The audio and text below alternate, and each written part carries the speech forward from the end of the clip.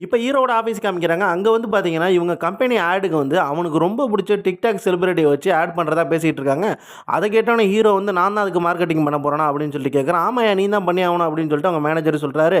ஹீரோக்கும் first டைமா அந்த பொண்ண பார்க்க போறோம் அப்படின்ற வருத்தம் இருக்கும். எதனாலன்னு பார்த்தீங்கன்னா, நம்ம ஹீரோ சொட்டையாச்சே.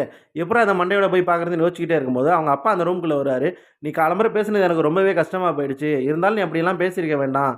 பரவால்ல நான் உனக்காக ஒண்ணும் செஞ்சதில்லன்னு சொல்றேன். உனக்காக ஒரு கிஃப்ட் வாங்கிட்டு வந்திருக்கேன்" அப்படின்னு சொல்லிட்டு ஒரு பாக்ஸ வந்து குடுக்குறாரு. அந்த பாக்ஸ ஓப்பன் பண்ணி பார்த்தா, அதுக்குள்ள ஒரு விக் இருக்கு. நம்ம ஹீரோக்கு விக் வைக்கிறதுக்கு இன்ட்ரெஸ்ட்டே கிடையாது. என்ன பண்றதுன்னு தெரியாம ஒரே மனக்குழப்பத்திலேயே இருக்கான்.